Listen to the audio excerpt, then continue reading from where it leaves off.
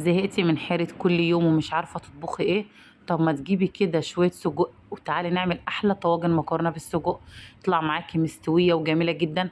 اسرع غدا ممكن تعمليه، مش هياخد معاكي وقت خالص. وتطلعي طواجن بجد طعمها رهيب جدا هيعجبك. يلا بينا بسرعة نشوف عملناها ازاي.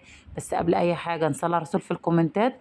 اللهم صل وسلم وبارك على سيدنا محمد وعلى اله وصحبه اجمعين. وليكوا كومنت جميل كده منك ويلا بينا.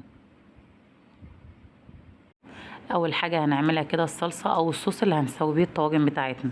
هترفعي حله على النار، انزلي بيها باي ماده دهنيه موجوده عندك. كمان هتنزلي ببصلايه صغيره متقطعه صغير بالشكل ده كده. انا مش عاوزه الونها، انا بس عاوزاها تدبل كده. مجرد ما البصلايه بتاعتك تدبل كده وتلاقيها بقت شفافه، هتنزلي بخمس فصوص توم مفرومين ناعم. برضو انا مش عاوزه الون التومه. انا عاوزاها برضو بس ايه، ان انا اشم ريحه التوم طلعت كده. هنزل عليها بعصير طماطم مضروب في الخلاط.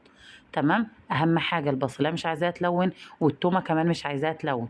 مجرد ما تشم ريحه التوم طالعه كده، هتنزلي بعصير الطماطم. وكمان حوالي 3 معالق كبيره من الصلصه بالشكل ده كده.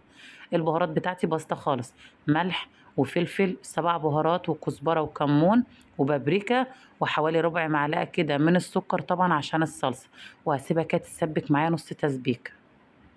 نسيب بقى الصلصه بتاعتنا كده تسبك نص التسبيكه، ويلا بينا نجهز السجق. هترفعي طاسه على النار في اي ماده دهنيه انت بتستخدميها. انا من الناس اللي بتحب انها تسوي السجق السليم زي ما هو كده. ما بفضلش ان انا اقطعه قبل التسويه. الخطوه دي حلوه قوي، بتحافظ لك على السجق الحشوه بتاعته ما تخرجش. فانا هسوي السجق الاول، او نسوي السجق لحد ما ياخد اللون الحلو معاه كده كده. ويستوي تسويه كامله. وبعد كده ابتدي قطعيه. الخطوه دي بجد لو جربتيها هتلاقي تفرق معاكي جدا، وهيفضل السجق محتفظ بقوامه. وكمان الحشوه بتاعته مستحيل تخرج منك. بالشكل ده كده. قطعيه بقى بالقطع اللي انت شايفاها مناسبه ليكي. في المرحله دي هتكوني مجهزه بصلايه متقطعه صغير، بصلايه متوسطه كده، وحاولي انك تقطعها صغير. حوالي قرنين 2 فلفل برضو متقطعين صغير. ولو بتحبي الحاجه سبايسي يبقى معاكي قرن فلفل حامي. البهارات بتاعتي بسيطه خالص، ملح وفلفل وكزبره. و7 بهارات مش اكتر من كده. قلبي بقى الكلام الجميل ده كده كله مع بعضه. واديله تشويحه خفيفه على النار بالشكل ده كده. مجرد ما تشوحيه يبقى كده السجق معايا جاهز وبقى تمام بالشكل اللي انت شايفاه ده كده. ريحته بجد خطيره جدا. وكمان الصلصه بتاعتي تسبكي تبقى بالقوام ده كده، انا مش عاوزاها خفيفه قوي مش عاوزاها تقيله قوي. القوام ده مناسب جدا. هتجيب بقى الطواجن اللي انت هتعمليها وهتفردي فيها طبقه حلوه كده، طبقه محترمه كده. من خلطه السجق اللي احنا عملناه في ارضيه الطاجن. طبعا الطواجن بتاعتك برضو اهم حاجه انك تكوني حاطاها في صينيه او صاج زي ما انا عامله كده. هتنزلي بالمكرونه بتاعتك نيه، وما تمليش الطاجن مكرونه للاخر. يعني حاولي تكوني ماليه نص الطاجن كده، عشان طبعا لسه هتحطي فيه الصوص بتاعه. هتنزلي بقى بالصلصه بتاعتك بالشكل ده. وبرده ما تمليش الطاجن للاخر صلصه. تمام. يبقى تحطي طبقه من السجق، وممكن تعمليها بالفراخ. ممكن تعمليه باللحمه المفرومه.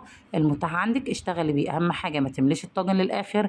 المكرونه بتاعتك تبقى نص الطاجن. وطبعا الصوص اللي انت هتحطيه يبقى ما تمليش الطاجن للاخر، يعني تسيبي حوالي عقله كده بالبلدي.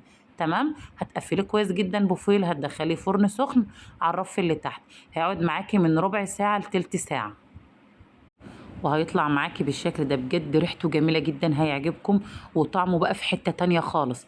وزي ما قلت لك الحشوة ممكن تستبدليها بفراخ، وكمان ممكن تستبدليها بلحمة مفرومة. اهم حاجة امشي على الخطوات هتطلعي معاكي احلى طواجن مكرونة ممكن تعمليها. جميلة جدا مستوية. وكمان طعمها تحفة وريحتها جميلة جدا زي ما انت شايفة كده. يا ريت تقولي لي رأيكم في التعليقات، ويا رب الوصفة بتاعتي تكون عجبتكم. وقبل اي حاجة ما ننساش نصلي على الرسول في الكومنتات. اللهم صل وسلم وبارك على سيدنا محمد وعلى آله وصحبه أجمعين.